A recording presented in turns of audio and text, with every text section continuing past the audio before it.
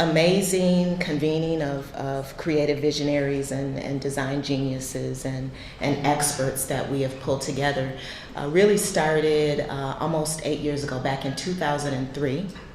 Roger and I had been running Juxtaposition for about 8 years and had the pleasure of working with one of our, the jewels of our community, Tom Borup, who was doing some consulting work with us.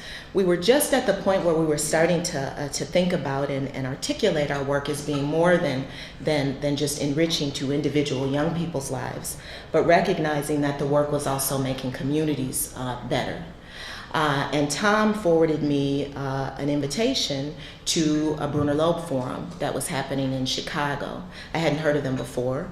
The topic of the forum was creative community building, how art and design can strengthen communities. And I thought I have to be there. What is this about? So I started emailing Sally, who is the associate curator of the Bruner-Loeb Forum, saying, I know it's an invitation-only list. I know you don't know me, but how can I get on the list? She said, we're oversubscribed, I'm sorry. So I kept calling her several times a week for probably about a month. She probably checked my credentials and found out I was legit, and so finally I got on the list, and I went to Chicago for this conference. And I heard stories from Lily Ye from the Village of Art and Humanities, and Rick Lowe, who you'll hear from Project Row Houses. Heard about a project called Firewater. Heard about a project called Mass Mocha that revitalized a town in northern Massachusetts, North Adams, Massachusetts.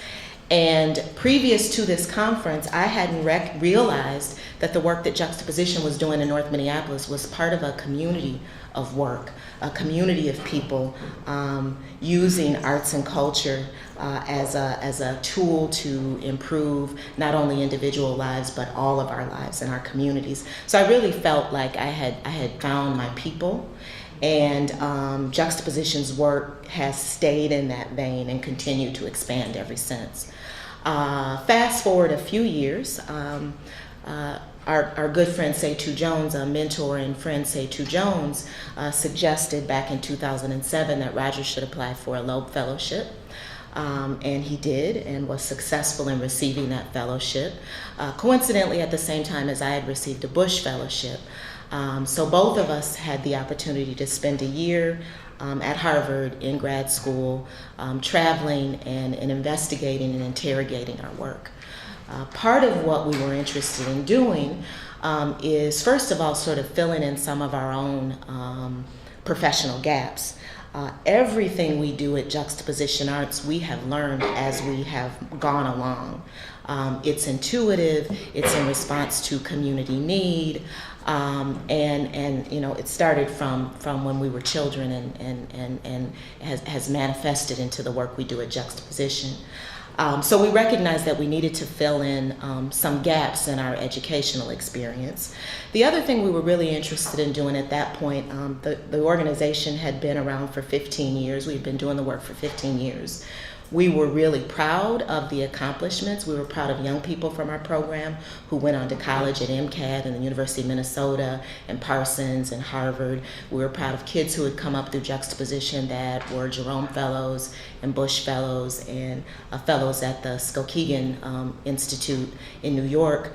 We were proud of the young people who have started businesses, thriving businesses here in the Twin Cities, like Sign Minds, who many of you, several of you use for your sign making needs. The Juxtaposition building sign done by a student who owns his own company that we work with a lot.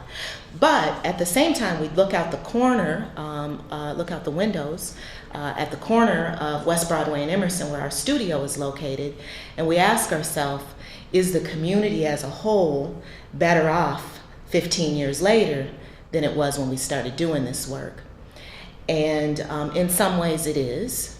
In some ways we can see physical development that is happening with the Bean Scene, which is now called the Avenue Eatery, located Kinney Corner, which was an abandoned building when we first moved in, with Urban Homeworks, which is located right next to Juxtaposition, which was an abandoned building when we moved in 8 years ago.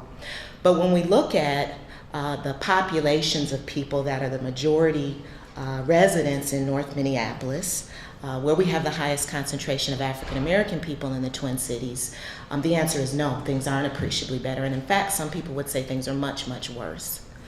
In almost every way you can measure, slice, and dice, African Americans in Minnesota have fewer opportunities and more negative outcomes than our white counterparts. In every way you can measure, education, housing, jobs, crime and safety, in every way you can measure. And in fact, those disparities between African Americans and Europeans in the Twin Cities are some of the highest disparities in the whole country.